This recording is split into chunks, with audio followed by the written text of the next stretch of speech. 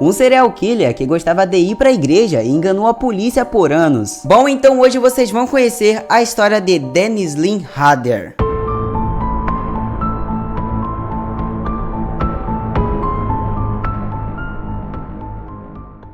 Dennis Lynn Hader nasceu no dia 9 de março de 1945. Ele nasceu em Pittsburgh, que fica localizado nos Estados Unidos, em uma cidade chamada Kansas. Ele era o filho mais velho da família. O seu pai se chamava William e sua mãe se chamava Dorothea Hader, e sem contar que ele ainda tinha mais 3 irmãs. Os seus pais tinham uma vida muito corrida e estavam sempre trabalhando. Com o passar do tempo, Dennis, ele se sentiu um pouco excluído da família, como se ele não tivesse recebendo bastante atenção. Isso começou a desequilibrar suas emoções, mas desde pequeno ele já apresentava sinais de que não seria um menino normal. Por exemplo, ele gostava de torturar os animais e isso só foi alimentando a sua fantasia que ele vivia em sua cabeça. Durante a sua adolescência, Dennis começou a gostar disso. Ele sentiu um prazer muito bom em ver aquilo, mas esse ato e essa sensação ele nunca chegou e contou para os seus pais. Mas como que ele era adolescente, ele nunca fazia isso, mas ele começou a imaginar isso. Ele começou a imaginar mulheres sendo amarradas e torturadas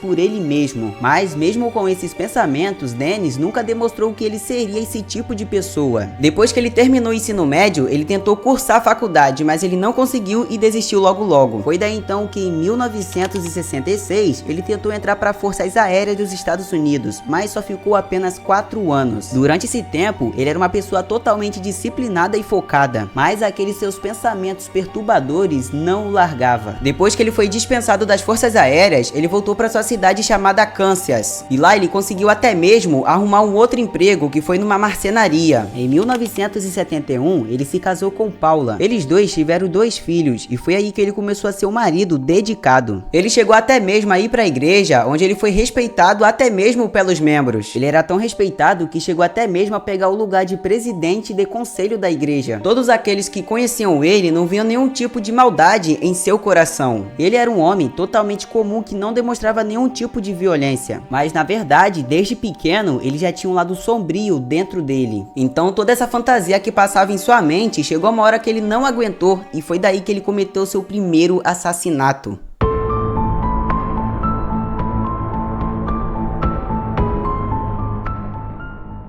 A família Otero vivia em uma casa simples em Wichita, na cidade onde ele vivia, em Kansas. Eles eram uma família latina e o pai daquela família se chamava Joseph, já a mãe se chamava Julia. Eles tinham 2 filhos, um de 9 anos que se chamava Joseph Júlio e uma filha de 11 anos que se chamava Josefine. Dennis não conhecia eles pessoalmente ou até mesmo tinha algum tipo de amizade, ele só observava essa família. E o motivo disso é porque tudo aquilo que ele imaginava se encaixava perfeitamente com essa família. Ele sabia que o pai dessa família era bastante forte e isso poderia estragar até mesmo com seu plano. Então ele planejou tudo cuidadosamente para nada dar errado. Ele atacou primeiro o pai e a mãe e depois se concentrou mais nas crianças. As crianças ele deixou por último porque ele queria levar pro porão. E foi daí então que lá ele amarrou elas num cano e começou a fazer os seus crimes. O assassinato dessa família chocou a cidade inteira e nem a polícia conseguiu descobrir quem fez isso. Ele não só planejou o ataque, mas sim planejou tudo o que ele iria fazer depois. Não é à toa que a polícia não conseguiu encontrar ele. Vendo todo aquele caos que ele tinha causado, isso não deixou ele com nenhum tipo de medo, mas pelo contrário, isso só motivou ele a cometer mais crimes. Enquanto ele tinha esse ato de assassinato, ele levava uma vida totalmente normal e a polícia nunca descobria quem que cometia tudo isso. Ele trabalhava em diversas empresas e teve até mesmo uma empresa que pediu para contratar ele, que foi uma empresa chamada ADT Security. Para quem não sabe, era uma empresa que instalava sistemas de segurança em casas. Como que ele tinha um conhecimento desse trabalho, ele começou a usar isso ao seu favor, usando o conhecimento adquirido nesse trabalho para os seus crimes. E mesmo cometendo esses crimes, ele era uma pessoa que ia até mesmo para a igreja. Sério, ele era um cara que não demonstrava ser um cara tão perigoso como ele era, o que tornava as suas ações ainda mais assustadoras. Mas depois que ele matou essa família, ele continuou com seus crimes. Entre 1974 e em 1991. Durante esses anos, Dennis decidiu então matar mais 7 pessoas. Ele escolhia suas vítimas cuidadosamente para não dar errado. Ele observava suas vítimas por semanas ou até mesmo meses até da hora do ataque. E eram pessoas que ele não conheciam, mas se encaixava perfeitamente na sua fantasia. Ele gostava de observar os seus hábitos de suas vítimas, para quando ele for atacar, para ele conseguir fazer a sua missão para ter nenhum tipo de problema, tendo assim completamente controle da situação. Mas com toda essa história rolando, quem foram as suas vítimas?